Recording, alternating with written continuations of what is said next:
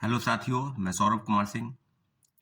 और लगातार शिक्षक बहाली के मुद्दे पर आप सबको रूबरू करा दें कि दो तीन खास टॉपिक है जिसके संबंध में काफ़ी चीज़ें हैं और उसके लिए जो अभ्यर्थी हैं, जो शिक्षक अभ्यर्थी हैं, काफ़ी उपापों की स्थिति में है। आपको बता दें कि परसों एक नोटिस आया था कि एनआईओएस के मामले में यानी डीएलएड की डिग्री जिन्होंने ली है उसको उसको लेकर जो बीपीएससी की तरफ से एक नोटिस जारी किया गया है कि जिन लोगों ने एनआईओएस की से डिग्री ली है या मतलब उसे कहने का मतलब कि डीएलएड की डिग्री ली है, वो अपना सर्टिफिकेट जो है अपलोड करेंगे। तो निश्चित रूप से सेकेंड फेज की बहाली को लेकर जो डीएलएड की डिग्री की मान्यता है, जैसे कि सबको पता है कि सुप्रीम कोर्ट के गाइडलाइन के बाद सबको पता हो गया कि सुप्रीम कोर्ट ने एक बताया कि डीएलएड की डिग्री जो है 18 महीने का वो वैलिड नहीं है, इसके लिए आपको 2 साल की रेगुलर डिग्री चाहिए।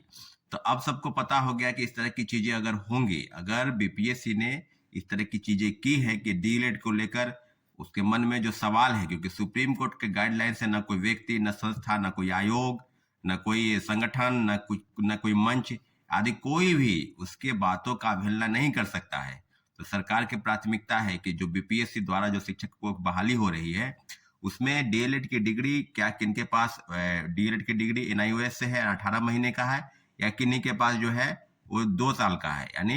24 महीने का है। तो काफी चीजों को लेकर जो चीजें उपापों की स्थिति में है, शिक्षक अभ्यर्थियों के मन में जो सवाल है उस सवाल के जवाब में आपको यही है कि अपने जाकर अपलोड करना है। अब यह है कि सेकेंड फेज की बहाली से वो बाहर हो जाएंगे या नहीं होंगे, या प्रथम फेज की बहाली में वो सेफ है या नहीं है, इन सब बातों का सकेंगे क्योंकि सबको पता है कि प्रथम फेज की बहाली में डीएलएड की जो डिग्री है उसको मान्यता थी, क्योंकि अभी अभी कुछ दिन पहले ही नोटिस आया है। तो मुझे लगता है कि सेकेंड फेज की बहाली से उनको कहीं ना कहीं बाहर कर दिया जाएगा, परंतु सरकार की तरफ से भी अगर कुछ अपडेट है, सरकार की तरफ से कोई संभावना अगर बनती है तो निश्चित रूप से बिहार सरकार को इस मामले में पहल करनी चाहिए। और निश्चित रूप से लगभग जितने भी डीएलएड अभ्यर्थी हैं जिन्होंने कोर्स कराया है, लगभग जो 18 महीने का कोर्स है, और एकाएक कह दिया जाए कि आपकी अब डिग्री वैलिड नहीं है, तो आप समझ सकते हैं कि सुप्रीम कोर्ट ने एक और फैसला किया था बीएड मामले में। 11 अगस्त को फैसला आया था कि बीएड की जो डिग्री है 1 to 5 में यानी प्राथमिक शिक्षक बनने के लिए बीएड की डिग्री मान्य नहीं है। उसके बाद हो गया कि अब जो डीएलएड की डिग्री है एनआईओएस से 18 महीने का वो मान्य नहीं है। तो काफी चीजें हैं, बदल रही है। इन सारे मामलों को लेकर निश्चित रूप से सरकार की तरफ से पहल करनी चाहिए। अभी दूसरे जो महत्वपूर्ण बिंदु है उस बिंदु को लेकर आपको हम चर्चा करा दें, बता दें कि अभी जो सप्लीमेंट्री रिजल्ट को लेकर काफी वाकई की स्थिति है और हम मुझे लगता है कि हमारी बातचीत चली है, कुछ लोगों से बातचीत हुई जो विभाग में है, बीपीएससी में है, शिक्षा विभाग में है, उन लोगों का कहना है कि सप्लीमेंट्री रिजल्ट को लेकर थोड़ी बहुत जो है वो सीटों को लेकर रिजल्ट निकाला जा सकता है। यानी कहने का मतलब कि सेकेंड सप्लीमेंट्री रिजल्ट जो है उसकी तैयारी चल रही है। अब आपको बता दें कि 19 दिसंबर के दिन जो तय हुआ है आंदोलन, उस आंदोलन को लेकर जो काफी पापों की स्थिति में छात्र अभ्यर्थी अभी से हैं कि क्या होगा नहीं होगा। लेकिन आप आंदोलन में आते नहीं हैं, अगर आप घर में बैठकर और सोचेंगे कि हमको नौकरी मिल जाए और बीपीएससी ऐसे ही नौकरी आपको दे दे, तो ये संभव नहीं है। आपकी लड़ाई है, आपको स्वयं आगे आना होगा। और उम्मीद करते हैं कि 19 दिसंबर के दिन भारी से भारी संख्या में आप गांधी मूर्ति, गांधी मैदान के पास जमा हुई, क्योंकि ये आपकी लड़ाई है। अगर आप लड़ना नहीं चाहते हैं, आप साथ नहीं देना चाहते हैं, तो इस तरह की चीजें बिल्कुल नहीं होंगी। और तीसरी महत्वपूर्ण बिंदु कि अभी परसों एक नोटिस आया है, परसों शाम में एक नोटिस आया है कि बीपीएससी गेट के पास, जैसा कि आपको पता है कि एसडीएम जो है पटना सदर के एसडीएम, उनके तरफ से एक नोटिस आया है कि पटना की बीपीएससी ऑफिस के 100 मीटर के दायरे में धारा 144 लागू है। यानी आप जमा नहीं हो सकते हैं, आप भीड़ जमा नहीं कर सकते हैं। और बीपीएससी द्वारा जो कहा गया है कि अलोकतांत्रिक तरीके से यानी कानून को नहीं मानने वाले लोग वहां जमावड़ा लगा सकते हैं, ऐसी संभावना है। तो मैं बीपीएससी सचिव से, जिन्होंने चिट्ठी लिखा है बिहार सरकार को, पटना प्रशासन को, तो उसको हम उनसे पूछना चाहते हैं कि आपने जो कानून की धज्जी उड़ाई,